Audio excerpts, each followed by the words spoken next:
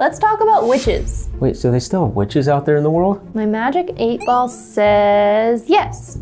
Where'd you get that 8-ball from? I got it off Amazon. Okay, Amazon's pretty cool. You order the groceries online and we deliver them to your door. But besides the point, I want to know, anyone could become a witch? Yeah, I joined Wicca. How'd you do that? I went online and found a school for witches. Wait, so they have degrees now for being a witch? Yeah, I'm getting my degree right now. But there's nothing to worry about.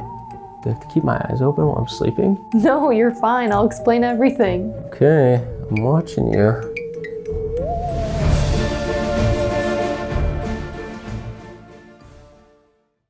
The Wiccan religion started in the 20th century as a combination of ancient traditions, respect for nature, and intuition. Several people claim that witches during the 15th to 18th centuries were not devil worshippers.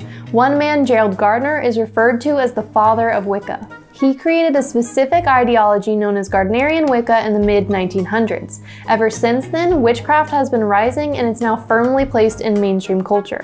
Around 1.5 million people practice witchcraft or belong to Wicca in America. Now that includes me, and wow, have I learned a ton about witchcraft and Wicca. I do see a lot of witches on Instagram and TikTok, and it really seems like they've built an entire community on this religion. They have. And one of those witches on Instagram, Bree, or the Hood Witch, has a following of almost 500,000 in her own tagline. And it does seem like there's many like her on social media, and it's really opened up opportunities for witches to share their magic. It has, and I was interested in learning what makes witchcraft appealing, and I found this place called the Wicca Academy. Wicca Academy? What, are we at Hogwarts now? It's Leviosa, not Leviosa. You do it then if you're so clever. Okay, weirdo, it's not Harry Potter, but I did go on the website and sign up. Easy enough. It does pop up with a ton of videos on Wiccan history, symbols, spells, holidays, and a ton of other stuff. And there are quizzes, so I have to learn all about these things and earn my Wiccan degree. And if you watch all the videos and pass all the quizzes, it seems you get a degree in the mail. You know. The first class at Wicca Academy is all about signs and symbols associated with the religion. So that's things like pentacles and pentagrams. I never knew until now what those actually stood for. Each point on the pentacle stands for an element. Wicca recognizes 5 elements: earth, water, air, fire, and spirit. I was surprised because, like most people, I assumed it was just a symbol for the devil. The Wiccan religion uses it to symbolize protection against evil. So that's the exact opposite of what most of us believe. What I also found was that they really do have covens, and each coven has slightly different meanings behind the symbols. That also means every practitioner has a different way of practice. Wiccans call themselves practitioners and not believers. So there's really a lot of freedom in this religion. After going over all the signs and symbols, they go into items used in practice and rituals. So the first one we want to talk about is herbs, and honestly I was really disappointed. I'm a huge foodie, and it wasn't related to food. Nope, but what it is related to is more symbolism. Wiccans use herbs in potions and rituals. So each herb represents different planets or stars, and is good for things like courage, health, and love. So while we were going through these classes, we thought, what makes someone want to join Wicca? So back to the internet we go. We wanted to see what real people were saying about Wicca. We found out why Wicca's on the rise and why it appeals to mostly young people. Younger people are drawn to Wicca because there's no concept of absolute good or absolute evil. Wicca does not worship Satan. Actually, they don't even acknowledge the devil's existence. There is no hell in the Wiccan religion, just a realm called SUMMERLAND that you go to when you die. There are some common practices, rituals, and sayings, but for the most part, practitioners can add and subtract at will. Younger generations like Wicca because it allows you to create your own religion suited to you. Honestly, that's what appeals to me. I don't love the idea of following something that has strict rules or beliefs I have to follow. Generally, the herbs and crystals used in the Wicca practice have universal meaning. But the combination of those things is decided by you as an individual. Herbs and crystals are picked by what we're drawn to. After all these symbols, crystals, and herbs, I'm getting pretty tired. No, yeah, same. And there's still a ton we have to go through on this Wicca Academy.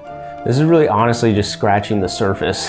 Beyond this, there are spells, Wiccan holidays, dream interpretations, meditations, tarot card readings, spirits, and familiars. Yeah, and the first holiday that comes to mind when we think of witches is, of course, Halloween. But in Wicca, it's actually referred to as Samhain, one of 8 holidays or Sabbats celebrated throughout the year. Wicca holidays are all about celebrating the changing of the seasons. The roots for most of Wicca lie in pagan traditions and practices from a long time ago. Many of the holidays we celebrate today in modern traditions have rooted in pagan religion. Like knocking on wood, or the days of the week and the months of the year. The names are all derived from gods, goddesses, or planet names. Even the tooth fairy has some pagan roots. So paganism, magic, and witchcraft are already all around us whether we like it or not. But to truly call yourself a part of something like Wicca, there's a lot of things you still have to understand. So I'm actually nowhere near being able to call myself a real witch. Knowing all the herbs and crystals doesn't automatically make you a witch. Darn.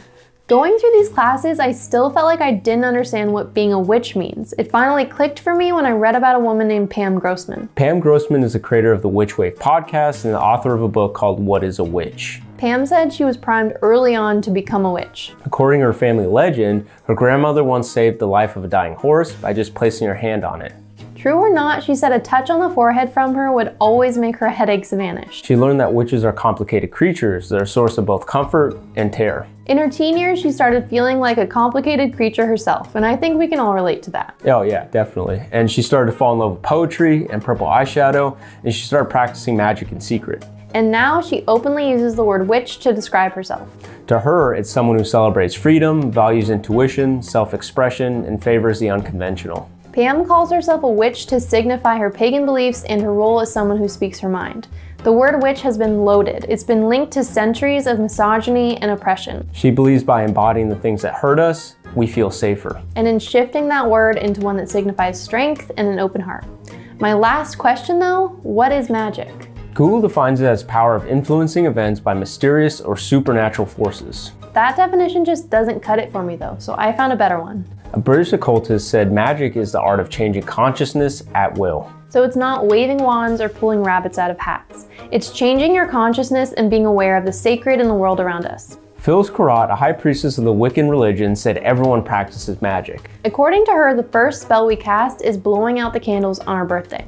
So technically, we cast spells every day and use magic without even realizing it. Everyone has wishes and desires, whether it's a better job, or to fall in love, or to be a better person. When we desire something, we put energy into that thing, and it starts to manifest in our lives. That's really the whole idea of magic. So, by wishing or putting some energy into blowing out birthday candles, and turning our awareness to that wish, we are willing that wish to manifest itself in our lives. So all these crystals and herbs, holidays and spells are tools that help guide our awareness toward the things we want in life. They're all representations and symbols of leading us on the right pathway for purpose.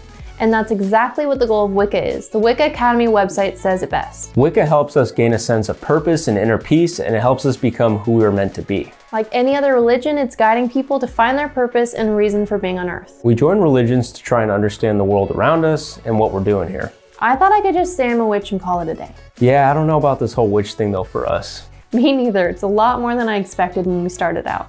Okay, we learned a lot through the journey about Wicca and witchcraft in general. If any of you are interested in joining Wicca or something like it, now you know a bit more about what that entails. It's probably not for us, but we encourage you to explore and find what speaks to you. And in the words of Wicca, if it harm none, do what you will. So, as always, we challenge you to get out there and ask more questions. And remember, always stay curious.